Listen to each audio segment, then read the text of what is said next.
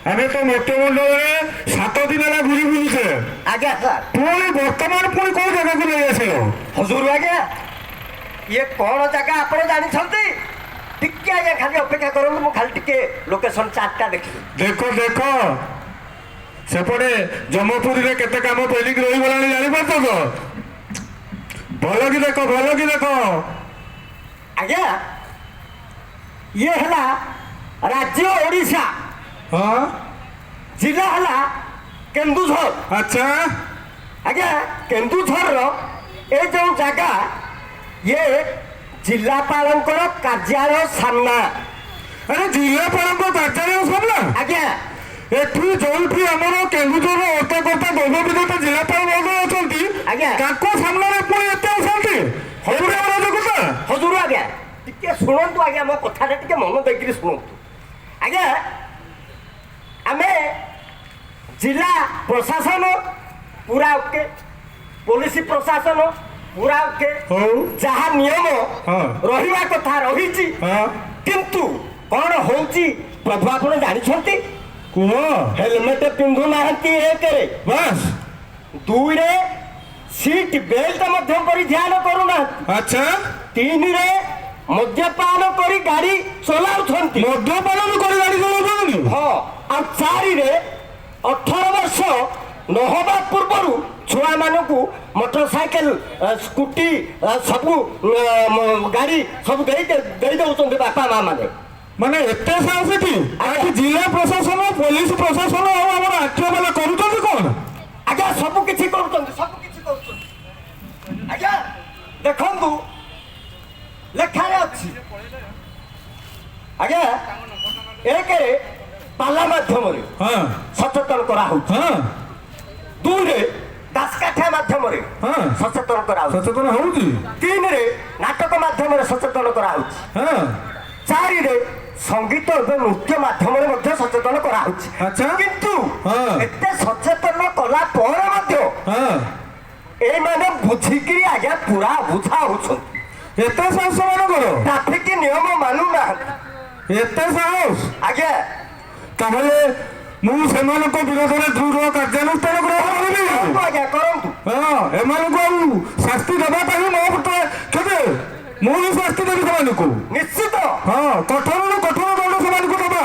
କିନ୍ତୁ ମଣିମା ଆଉ ଗୋଟିଏ କଥା। କୁହ।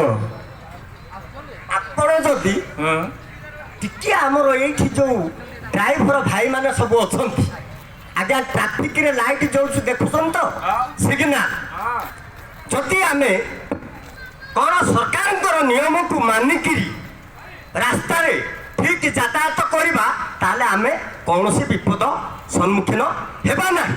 ଆଚ୍ଛା 1ରେ 2ରେ ଏଇ ଯୋଉ ମଦ୍ୟପାନ କରି ଯୋଉ ରେଟ୍ରେ ପୁରା 100 କଣ୍ଟା ଲଗେଇ ଦଉଛନ୍ତି। 100 କଣ୍ଟା? ପୁରା 100 କଣ୍ଟା ଲଗେଇ ଦଉଛନ୍ତି। ଏଇଠୁ ଯାଉଛନ୍ତି ଆଗରେ କିନା ପିଟି ହେଇକିରି ଆଜ୍ଞା ପ୍ରାଣ ପଳଉଛି। ଆପଣ ଟିକେ ଚିନ୍ତା କଲେ ମଣିମା, ଯଦି ଗୋଟିଏ ଲୋକ ମରିଯାଏ ତା ପରିବାରଙ୍କ କଥା ଟିକେ ଆପଣ ଚିନ୍ତା କଲେ। ଆରେ ସେ କଥା ସେମାନେ ବୁଝୁନାହାନ୍ତି ବା। ମଦ୍ୟପାନ କରି ଯଦି ଗାଡ଼ି ଚଲେଇବେ ଆଜ୍ଞା ଦୁର୍ଘଟଣା ତ ହେବା ସୁନିଶ୍ଚିତ। ଆଜ୍ଞା ସେମାନଙ୍କୁ କ୍ଷମା ନାହିଁ ହେଲା। ଆଉ ଗୋଟିଏ କଥା ଆପଣ ନିଜେ ଚିନ୍ତା କଲେ, ସରକାରଙ୍କର ନିୟମ ଯାହା ଅଛି, ହେଲମେଟଟା ଆଜ୍ଞା କେମିତି ପିନ୍ଧିକିରି ଗାଡ଼ି ଚଲାଉଛନ୍ତି ଟିକେ ଆଜ୍ଞା କହିଲେ। ସେଥିପାଇଁ ମୁଁ କହୁଛି ସେମାନଙ୍କୁ କଠୋର କଠୋର ଦଣ୍ଡ ଦେବା। ଆଜ୍ଞା ତାହେଲେ କ'ଣ ଦଣ୍ଡ ବିଧାନ ଆପଣ କରିବେ ମତେ କୁହନ୍ତୁ। ଦଣ୍ଡ ବିଧାନ ତ ପରେ କରିବା, ଆଗେ ଆମେ ସେମାନଙ୍କୁ ଟିକେ କିଛି ଶିକ୍ଷା ଦେବା, ସଡ଼କ ସୁରକ୍ଷାର ନିୟମ ବୁଝାଇବା, ତାପରେ ଯଦି ନ ବୁଝନ୍ତି ସେମାନଙ୍କୁ ଆମେ ଦଣ୍ଡ ବିଧାନ କରିବା। ଆଜ୍ଞା ଆଜ୍ଞା ମଣିମା ମଣିମା। ଆରେ ସେପଟେ ଗୋଟେ ଦେଖ ତ କିଏ ଗୋଟେ ଜୋରରେ ଗାଡ଼ି ଆସୁଛି।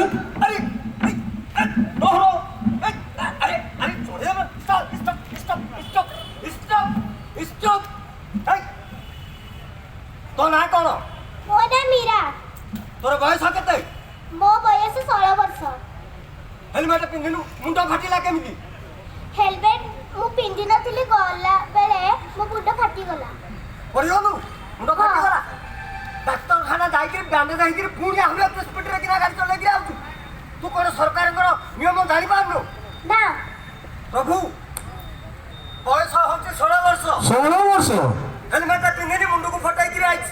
ମାତ୍ର 16 ବର୍ଷରେ ହେଲମେଟ ପିନ୍ଧିଲେ ଗାଡି ଚଲାଉଛି ମୁଣ୍ଡ ପୁଣି ଫାଟିଛି। ତୋର ଲାଇସେନ୍ସ ଅଛି? ନା କାଗଜ ପତ୍ର ସବୁ ଓକେ? ଆରେ ତା ଘରଟା କୋଉଠି ପଚାର, ସେ କୋଉଠୁ ଆସିଛି? କେନ୍ଦୁଝର କୋଉ ଜାଗା? ଟାଉନ ଥାନା। ଆରେ ଟାଉନ ଝିଅ? ମହିମା ହଁ ଟାଉନ ଥାନା ଭିତରେ ଘର। ଆଉ ସେଥିପାଇଁ ରହୁନି ଆଉ। ମୋ ଉପରେ ଚଢେଇ ଦେଇଥାନ୍ତା। ଆପଣ ଆଉ କଣ ଦେଖୁଥିଲେ? କେତେ ଜୋରରେ ଚଲେଇକିରି ଆଇଲେ ଆପଣ ଦେଖିପାରିଲେ? ଏ ଯେ ତୋତେ ଗାଡି ଦେଲା କିଏ? ମୋ ବାପା ମା ଦେଲେ। ଆଉ ତୁ ଗାଡି ଚଲାଉଛୁ, ତୋ ମୁଣ୍ଡ ଫାଟିଗଲାଣି, ତଥାପି ଏତେ ଜୋରରେ ଯାଉଛୁ ନା? ତୁ ଯଦି ଘରକୁ ବର୍ତ୍ତମାନ ପହଞ୍ଚି ପାରିନଥାନ୍ତୁ କଣ ହେଇଥାନ୍ତା? ତୋ ବାପା ମା ଘରେ କଣ କରିଥାନ୍ତେ? ମଣିମା କେତେ ଛୋଟିଆ ପିଲାଟି ଏତେ ଦ୍ରୁତ ଗତିରେ ଚଲାଉଛି ଗାଡି। ହଁ ଯଦି ଆକ୍ସିଡେଣ୍ଟରେ ମୁଣ୍ଡ ଯଦି ଫାଟିଗଲା, ଯଦି ମୁଣ୍ଡ ନ ଫାଟିକି ପ୍ରାଣ ପଳେଇଥାନ୍ତା ତାହେଲେ କଣ ହେଇଥାନ୍ତା? ସେଇ ଟିକେ ବତେଇ। ହଁ ଝିଅ, ଗଙ୍ଗଶିଉଳି ଫୁଲ କଣ ଜାଣିଛୁ? ଜାଣିଛୁ? ନା ସେ ରାତିରେ ଫୁଟି ସେ ରାତିରେ ହିଁ ମଉଳି ଯାଏ। ସକାଳର ସୂର୍ଯ୍ୟ କିରଣ ଦେଖିପାରେନି ସିଏ। ତୁ ବର୍ତ୍ତମାନ ତୋର ବୟସ ବହୁତ ଛୋଟ, ତୋ ଆଗକୁ ଆହୁରି ଲମ୍ବା ଭବିଷ୍ୟତ ପଡ଼ିଛି। ଆଜି ସିନା ତୁ ଯଦି ହେଲମେଟଟା ପିନ୍ଧିଥାନ୍ତୁ, ତୁ ଯୋଉ ପଡ଼ିଗଲୁ ତୋ ମୁଣ୍ଡ ଫାଟି ନଥାନ୍ତା ତ? ତେଣୁକରି ସବୁବେଳେ ଯୁଆଡ଼େ ଯିବ ହେଲମେଟ ପିନ୍ଧି ଯିବ ହେଲା। ଆଉ ପରିବହନ ବିଭାଗର ଗୋଟେ ନିୟମ ଅଛି, 18 ବର୍ଷ ପୂର୍ବରୁ କେତେବେଳେ ବି ଗାଡ଼ି ଚଲେଇବ ନାହିଁ। ଆଉ ପାଖରେ ଡ୍ରାଇଭିଂ ଲାଇସେନ୍ସ ରଖିବ। ଗାଡ଼ି ଚଲେଇଲା ବେଳେ ଆମର ମୋବାଇଲ ବ୍ୟବହାର କରିବ ନାହିଁ ହେଲା। ମଦ୍ୟପାନ କରି ଗାଡ଼ି ନାହିଁ ହେଲା। ଦ୍ରୁତ ଗତି ମହାବିପତ୍ତି, ସଡ଼କ ସୁରକ୍ଷା ଜୀବନ ରକ୍ଷା, ନୁହେଁ ସଡ଼କ ସୁରକ୍ଷା ପରିବାରର ରକ୍ଷା ହେଲା। ମା ବାପା ଏବଂ ତମର ମାମୁଁ ଦାଦା କାକା ମାନଙ୍କୁ ବନ୍ଧୁ ବାନ୍ଧବ ସାଙ୍ଗସାଥି ସମସ୍ତଙ୍କୁ ବୁଝେଇବ ହେଲା। ବୁଝେଇବ। 18 ବର୍ଷ ପୂର୍ବରୁ କାହାକୁ ଗାଡ଼ି ନ ଦେବା ପାଇଁ କହିବ ବାପା ମାଙ୍କୁ ହେଲା। ଆଉ ସମସ୍ତଙ୍କୁ କହିବ ଯାହା ପ୍ରଭୁ କହିଲେ। ବୁଝିପାରିଲ? ଏବେ ଷ୍ଟାଣ୍ଡକୁ ମାରିକିରି ଧୀରେ ସୁସ୍ଥେ ଟ୍ରାଫିକ ନିୟମ ମାନି ବାମ ପଟରେ ଯା। ଘରେ ବାପା ମା ସିଆଡ଼େ ଅପେକ୍ଷା କରିଥିବେ ତମକୁ। ଧୀରେ ଧୀରେ ଯିବ, ଆମେ ଦେଖୁଛୁ ଏଇଠୁ ହେଲା। ଧୀରେ ପ୍ରଭୁ ଦେଖିଲେ ହଁ ଛୋଟିଆ ପିଲାଟି, ହଁ ମା ବାପାଙ୍କର କେମିତି ସାହସ ହଉଛି ଏଇ ଛୋଟ ପିଲାକୁ ଗାଡ଼ି ଦେଇ ଦଉଛନ୍ତି, ପୁଣି ବିନା ହେଲମେଟରେ। ସେଇ ପରା ସେଇ। ଆରେ ମୁଁ କହିଦଉଛି ଏମାନଙ୍କୁ ସଡ଼କ ସୁରକ୍ଷାର ନିୟମ ଭଳି ସବୁ କହିଦଉଛି। ହଁ ଆସିଛି ଯେତେବେଳେ ଆମେ ସାରି ଦେଇକି ଯିବା ନା ଏକା ଥରେ ଆଉ। ନିହାତି କୁହନ୍ତୁ। ଆମର ଯୋଉ ଡ୍ରାଇଭର ଭାଇମାନେ ଅଛନ୍ତି ଏଇଠି, ଯୋଉ ଆମର ପୋଲିସ ପ୍ରଶାସନ ଠିକ ଅଛି, ଆମର ଜିଲ୍ଲା ପ୍ରଶାସନ ବି ମଧ୍ୟ ଠିକ ଅଛି, ନିୟମ କାନୁନ ସବୁ ଓକେ ଅଛି। ଯଦି ତାକୁ ଆମେ ବେଖାତିରି କରି ମଦପାନ କରି ବିନା ହେଲମେଟରେ ସେଫ୍ଟି ବେଲ୍ଟ ନ ପିନ୍ଧି ଏବଂ ମୋବାଇଲରେ କଥା ହେଇକିରି ଗଲେ କ'ଣ ପରିଣାମ ହୁଏ ଆପଣ ଟିକେ ଆଜ୍ଞା କାନେ କାନେ ବୁଝେଇ ଦେଲେ ମୁଁ ଭାବୁଛି ବୋଧେ ସମସ୍ତେ ସଚେତନ ହେଇଯିବେ। ଟିକେ ବୁଝେଇ ଦିଅନ୍ତୁ। ସର୍ବଦା ଗାଡ଼ି ଚଲେଇଲା ବେଳେ ହେଲମେଟ ବ୍ୟବହାର କରିବେ ନିଶ୍ଚିତ। ମୋବାଇଲର ବ୍ୟବହାର ଗାଡ଼ି ଚଲେଇଲା ବେଳେ କେତେବେଳେ କରିବେ ନାହିଁ। ମଦ୍ୟପାନ କରି ଗାଡ଼ି ଚଲାନ୍ତୁ ନାହିଁ ଏବଂ ଦ୍ରୁତଗତି ମହାବିପତ୍ତି କଥାରେ ଅଛି। ତେଣୁକରି କେତେବେଳେ ବି ଅଧିକା ଜୋରରେ ଗାଡ଼ି ଚଲାନ୍ତୁ ନାହିଁ। ନିଜେ ସୁରକ୍ଷିତ ରୁହନ୍ତୁ, ସତର୍କ ରୁହନ୍ତୁ, ଆଉ ଆଗାମୀ ଭବିଷ୍ୟତକୁ ଗଢ଼ିବାର ସ୍ୱପ୍ନ ନିଅନ୍ତୁ। ଆମର ସରକାରଙ୍କ ନିୟମ ମାନନ୍ତୁ, ସମସ୍ତେ ଭଲରେ ରୁହନ୍ତୁ। ତେବେ ମଣିମା କ'ଣ କରିବା? ଆପଣ ତ ବତେଇଲେ, ଆପଣ ତ କହିଲେ, ବର୍ତ୍ତମାନ କ'ଣ କରିବା ଆପଣ କୁହନ୍ତୁ। ଆରେ ଆଉ ସମୟ ନାହିଁ, ଯିବା ପୁଣି ସେପଟେ ଦେଖ ଏତେ ଦିନ ହେଲାଣି ଜମପୁରୀ ଫାଙ୍କା ପଡ଼ିଲାଣି, ଫୋନ ଆସିଲାଣି। ହଉ କି? ଆଉ ତାହେଲେ ଆଗେଇବା। ହଉ ମୁଁ ଟିକେ ଦେଖି ଯାଉଛି ୟା ପରେ କୋଉଠି। ହଁ ୟା ପରେ କୋଉଠି ଅଛି ଦେଖ। ଆଜ୍ଞା ୟା ପରେ ଆମକୁ ଯିବାକୁ ପଡ଼ିବ ସିଧା